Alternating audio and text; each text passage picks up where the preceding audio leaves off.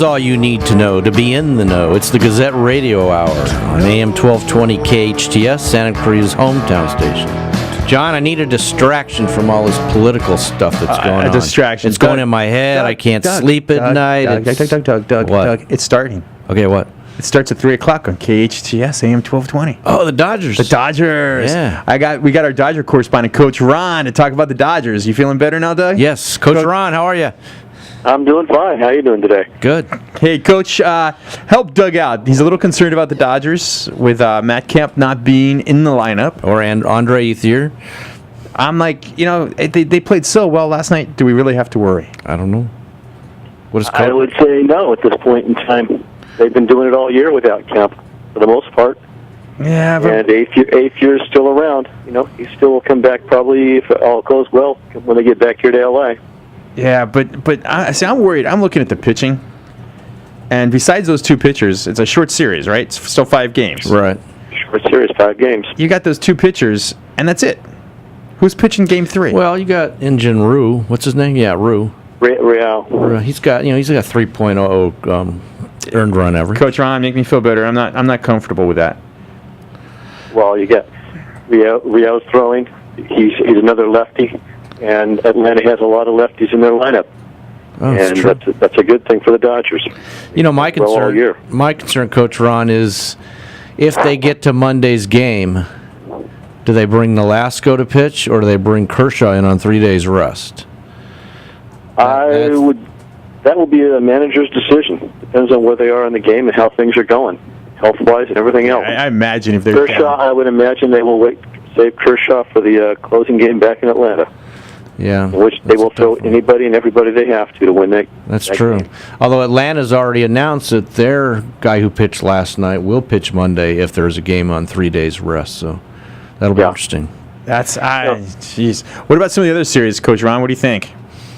I think St. Louis against Pittsburgh. St. Louis, I think, will do well. Yeah, that's a shame. Do you like this whole Doug? Do you like this whole 1-game playoff thing in the wild card? Yeah, I do. Oh, it's exciting, and I think that's what you get for not winning your division. And it makes for anytime you have a final game, it's very exciting. It's like a game 7. I don't know. So, Coach Ron, you like the Dodgers in 4, 5, 6? Dodgers in 4 is good. It's 5. It's a 5-game. I was series, a joke. John. Jeez. So Dodgers in 4. All right. So you got the Dodgers. So they'll play the Cardinals next, right? I would say that they should play the Cardinals. That'll be tough. That's going to be tough. I don't think they match up well with the Cardinals. Well, let's don't jump ahead. Today's game's what's most important. All right. Right. Well, Coach Ron, thanks for being on with us. Thanks for talking Dodgers. All right. You've calmed Doug down a little bit. Appreciate it. We'll talk to you soon. All right. Take care. All right. You know what time it is now? It's time for football. We got our Mr. Football on the line. Mr. Football, how you doing?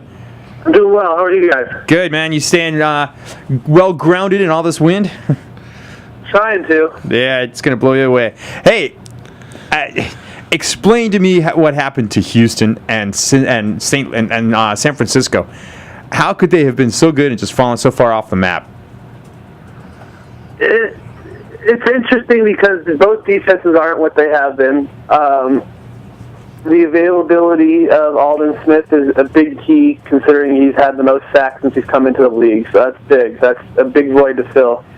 I just think it's the consistency of both offenses. They're not giving the defense a lot of time to recoup when they come off the field, and I think the biggest question on defense is the consistency of both offenses. Do you think they figured out Schaub and Kaepernick? I mean, do you think that's what it is? Opposing defenses have kind of figured this out? Yeah, I think a lot of the defenses are finally figuring out the read option. Yeah.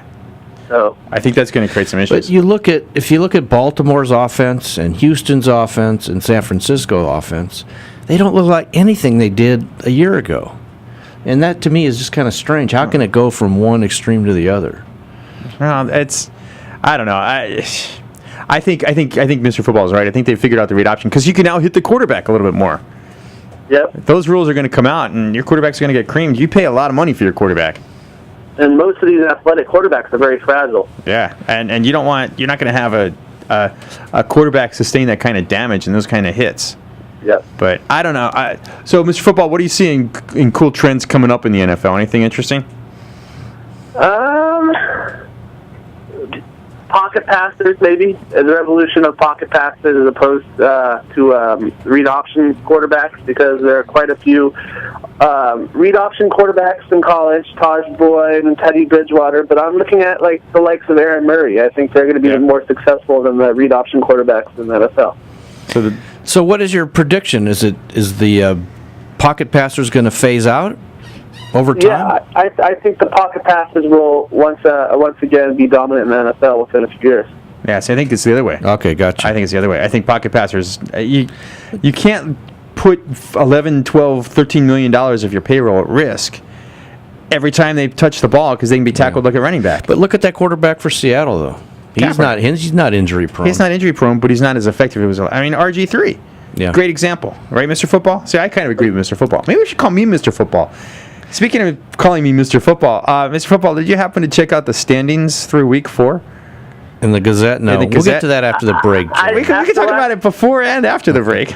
After last week, I don't really want to. Oh, come on. I think it's important to see. You know what game drove me nuts, Mr. Football, was that Seattle-Houston. What was it? Houston was up 20-3 in the third quarter, I believe. And Seattle came back to send it to overtime. Unbelievable. Yeah, that was a good game. That but let's propelled go. me Let's talk about the standings again. No, let's don't, because I'm in last place because of that one game. And can you imagine who's in first place, Mr. Football? I'll give you one guess. Tell him you don't know. It would be Tell him you don't me. care. It's me. It's Mr. me. Haddock. Well, you know something? We'll talk about who's in first place when we come back from the break. Mr. Football, you're going to stick around, right? I will. Awesome. All right. Well, you're listening to the Gazette Radio Hour on Santa Cruz's hometown station, AM 1220. And in case you were wondering, I am in first place, and we'll be right back.